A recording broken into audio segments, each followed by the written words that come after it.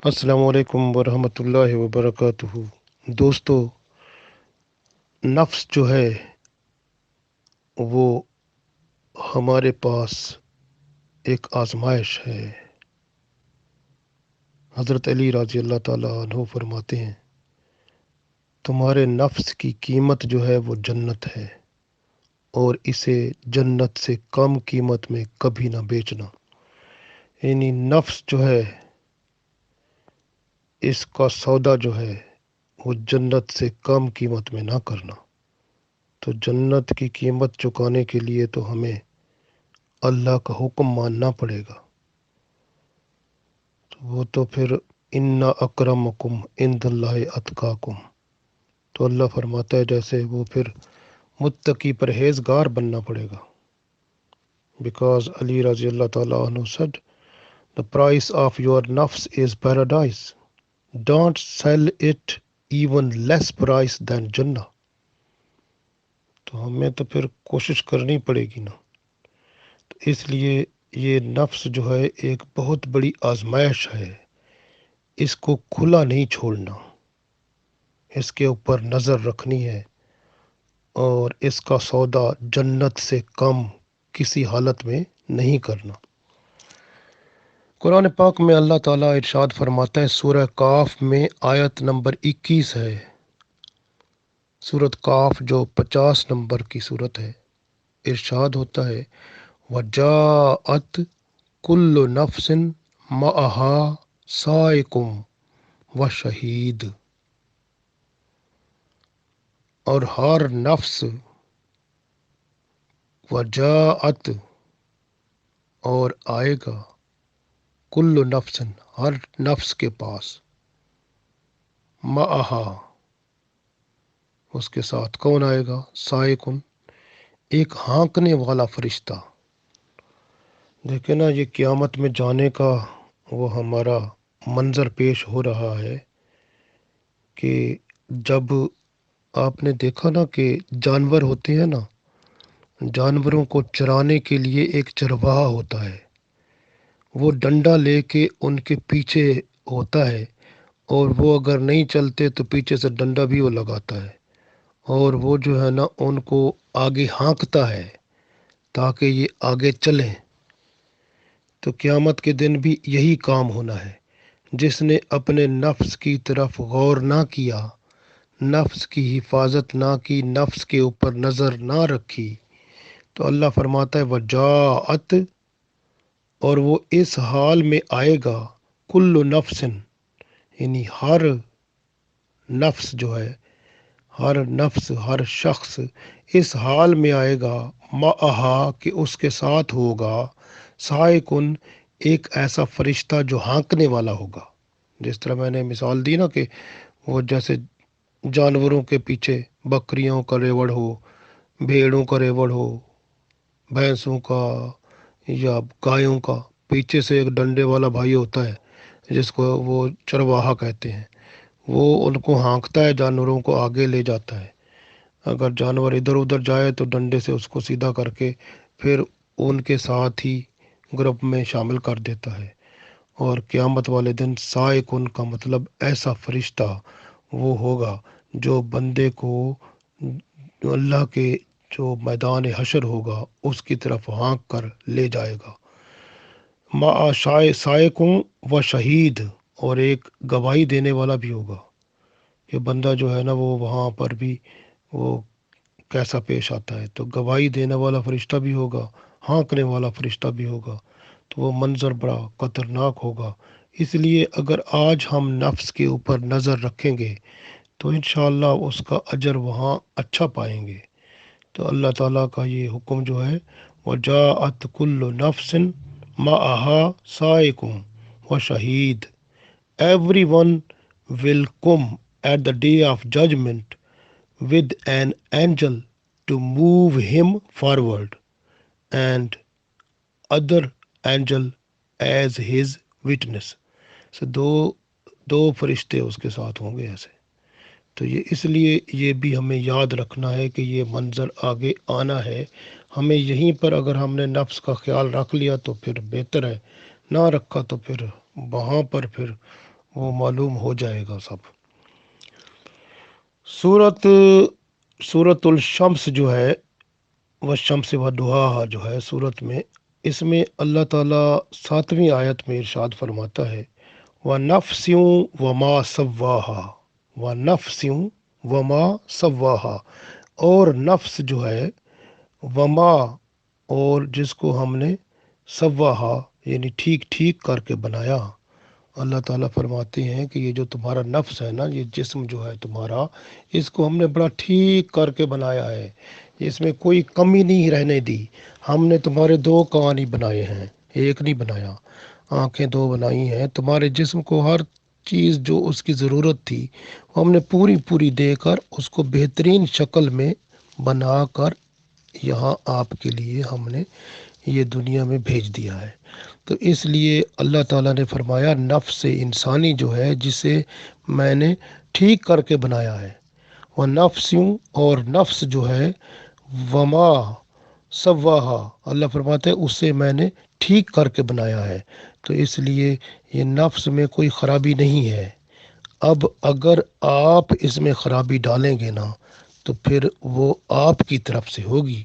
तो अल्लाह ने ये वाज़े तौर पे फरमा दिया है कि मैंने तो इसको ठीक ठाक साफ़ सुथरा सही तरह करके बना कर मैंने दुनिया में भेजा। अब देखें, बच्चा आता है तो रसूलुल्लाह सल्लल्लाहु अलैहि वसल्लम ने भी तो फरमाया था कि हर बच्चा दीन फितरत पर होता है। तो दीन फितरत का मतलब है, फितरत से मुराद अल्लाह ताला के ही हुक्म के मुताबिक वो होता है। हर बच्चा दीन फितरत पे ही होता है, यानी अल्लाह की पहचान रखता है। लेकिन ये फिर उसके जो वालिदैन होते हैं या उसका माहौल होता है, वो उसको बदल डालता है।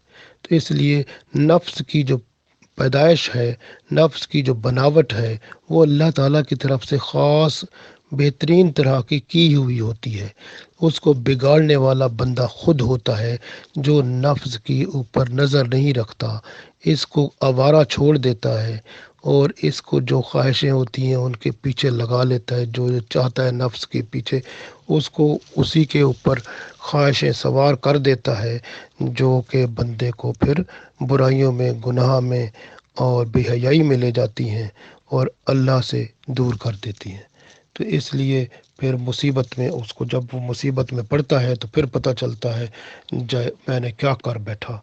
लेकिन वो मुसीबत बाज़ बंदों की यहीं अल्लाह ताला दुनिया में दिखा दे या तौबा इस्तग़फ़ार हो जाए तो बड़ी बात है, नहीं तो फिर आखिरत की तो वो फिर तो काम ख़राब ही है सारा। तो इसलिए बेहतर अमल यही है कि यहीं पर ही अपनी इस्लाह बंदा कर ले, नफ्स के ऊपर नज़र रखे।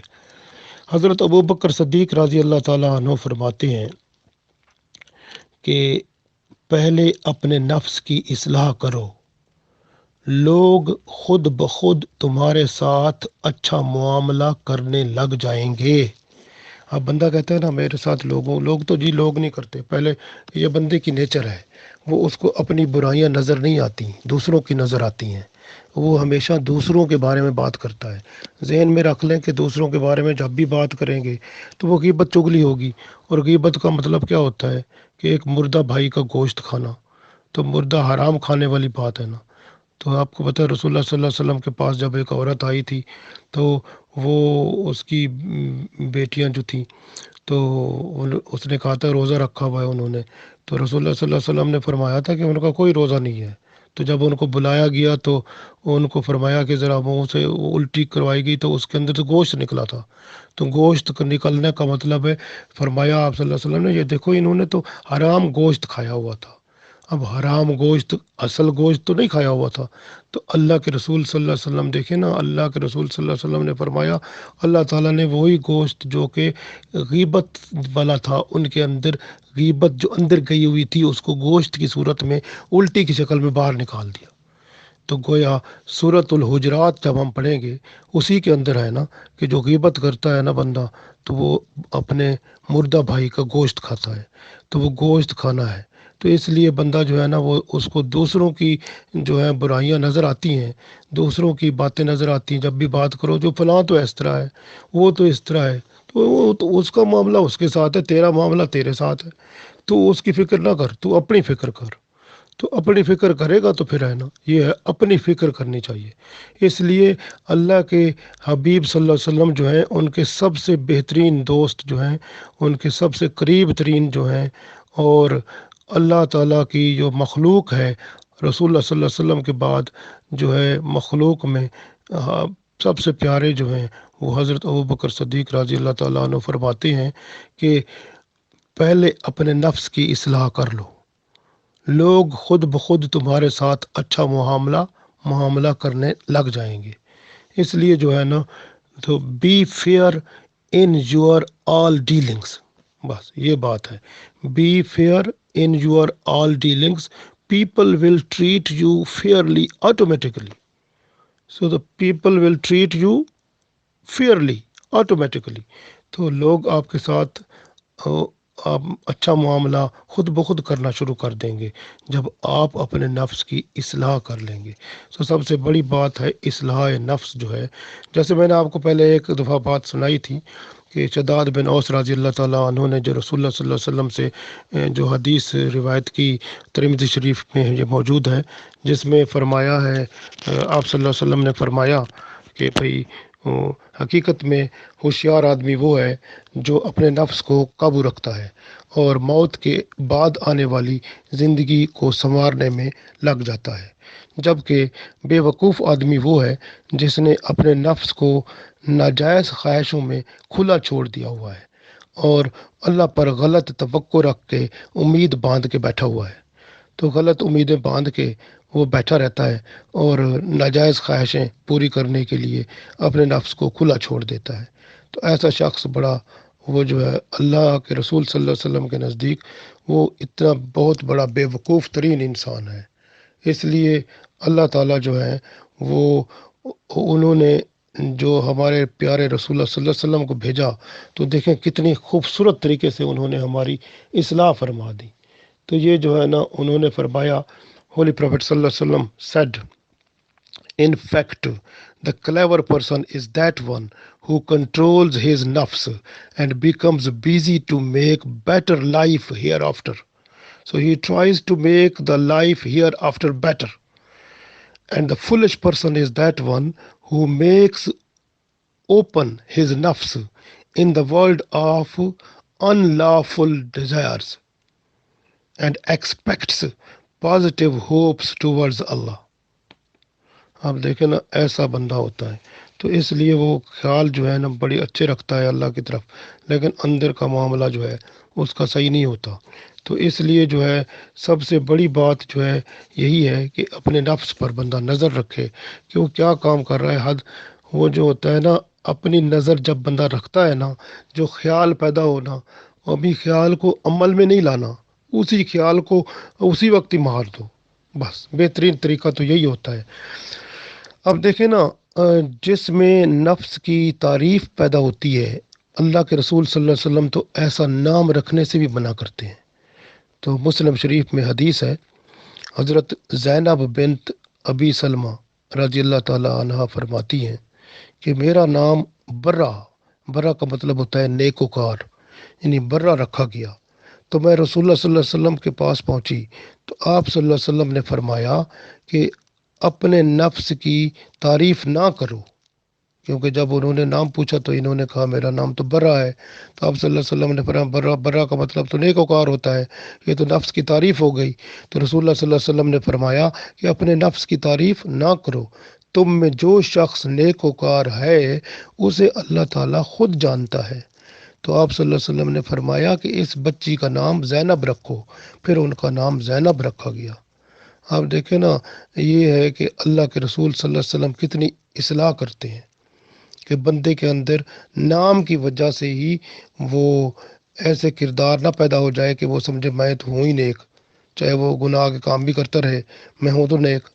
بعض بندوں کے نام ہوتے ہیں نا، نیک نام ہوتے ہیں، اچھے نام ہوتے ہیں، یعنی ان سے مطلب بھی ایسا ہوتا ہے کہ یہ بہت بڑا نیک کام کرنے والا ہے۔